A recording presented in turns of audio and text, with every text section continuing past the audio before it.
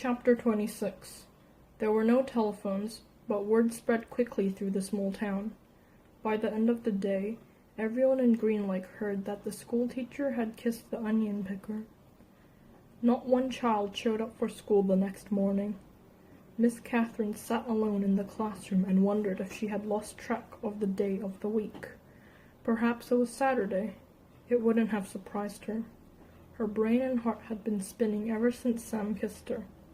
She heard a noise outside the door, then suddenly a mob of men and women came storming into the school building.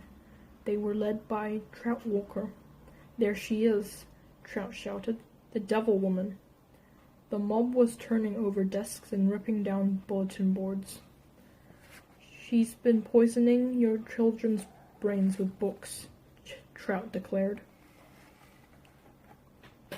They began piling all the books in the center of the room. "Think about what you're doing," cried Miss Catherine.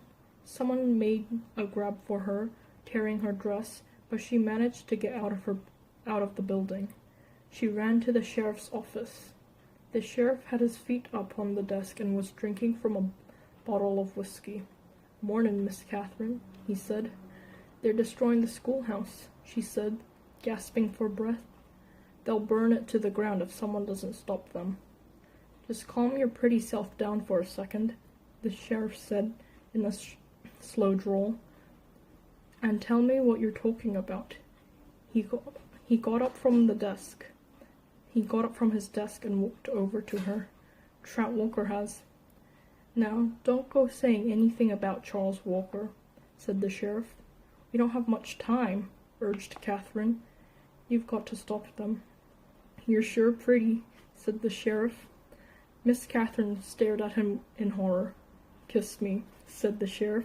She slapped him across the face. He laughed. "You kissed the onion picker. Why don't you kiss me?"